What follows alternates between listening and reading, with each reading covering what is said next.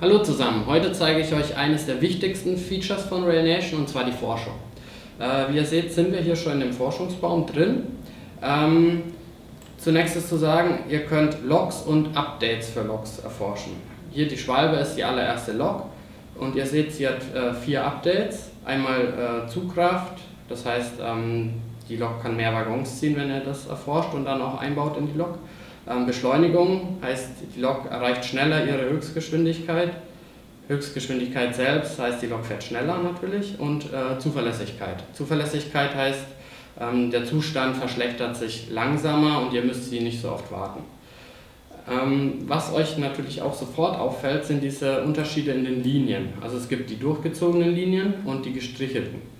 Die durchgezogenen Linien müsst ihr erforschen, beziehungsweise das Update, das die durchgezogene Linie um sich herum hat, um die nächste Log oder das nächste Update zu erforschen. Also ihr seht hier, bei der Schwalbe reicht mir der große Dampfdom, um dann zum Raben weiterzukommen.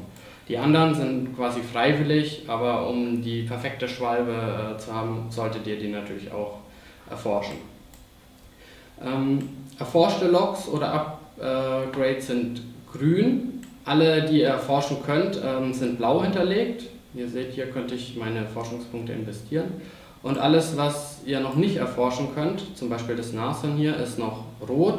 Hier, weil die tiefe Feuerbüchse des Raben fehlt, wenn ich die erforsche, das kann ich jetzt gleich mal machen, um das zu zeigen, wird das Nashorn blau und ihr könnt hier weitermachen mit der Forschung. So, was ich euch noch zeigen will jetzt, ist diese A- und B-Strecke. Wenn ihr den Raben erforscht habt, könnt ihr euch entscheiden, möchte ich entweder das Nashorn als nächstes erforschen oder den Wal. Der Wal ist ein Personenzug, also hier fällt die Entscheidung wirklich nicht so leicht.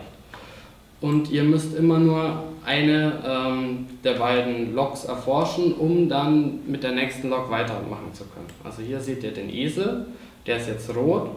Wenn ich jetzt die beiden Upgrades des Wals mit der durchgezogenen Linie noch erforsche, könnte ich den Esel sofort erforschen, ohne hier diesen Weg A über das Nashorn gehen zu müssen. Das kann ich auch mal schnell zeigen. Hier ein paar Forschungspunkte. Zack. Und der Esel wäre frei. So, das ist mal das Grundprinzip der Forschung. Dann am Ende jeder Epoche, wenn man hier ganz nach rechts geht, also übrigens Maus gedrückt halten, ein bisschen mit der Maus nach links fahren und ihr könnt euch in dem Tech Tree bewegen. Am Ende jeder Epoche gibt es die sogenannte Kupplung.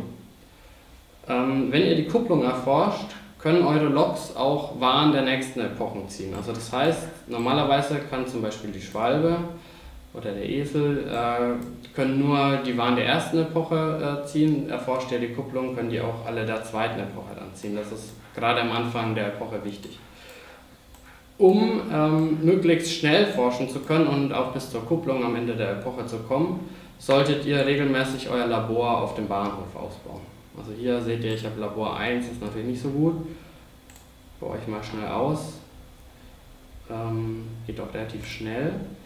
Und das heißt jetzt, also ihr könnt das hier sehen, generiert alle 160 Minuten einen Forschungspunkt und wenn ich jetzt nochmal ausbaue, 140 Minuten. Also ich bekomme schneller Forschungspunkte dazu und mein Limit liegt jetzt bei 7, wenn ich nochmal ausbaue, bei 8. Also das heißt, ich kann, wenn ich jetzt längere Zeit nicht spiele, maximal 8 Forschungspunkte haben, danach werden keine mehr generiert. Eine weitere Möglichkeit, die Forschung zu beschleunigen, ist der Forscher. Also ihr könnt einen Forscher einstellen, der beschleunigt die Generierung der Punkte um 25%. Könnt ihr entweder für 40 Gold hier für einen Tag einstellen oder ihr kauft euch gleich den Plus-Account. Da ist der Forscher nämlich automatisch für die ganze Woche dabei. Zum Schluss habe ich noch einen Expertentipp für euch. Am Ende einer Epoche, wenn ihr noch Forschungspunkte übrig haben solltet, empfiehlt es sich immer, die aufzuheben und direkt beim Epochenwechsel in die neue Epoche zu investieren. Aber ich denke, die richtigen Experten unter euch wissen das schon. Und die richtigen Experten unter euch, die wissen auch, dass sie jetzt sofort wieder ins Spiel gehen und ihre Forschungspunkte ausgeben müssen. Und dabei wünsche ich euch viel Spaß. Ciao.